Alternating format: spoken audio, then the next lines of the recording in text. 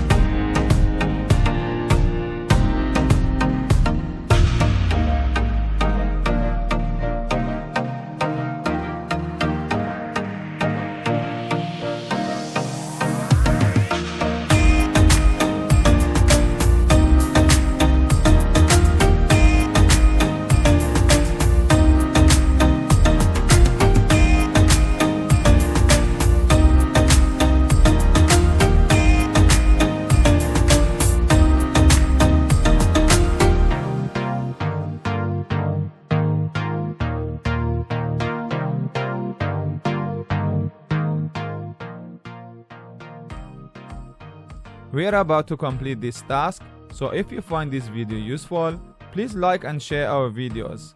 And if you want to watch more, please subscribe to my channel and click the bell icon to get new video updates. Thank you.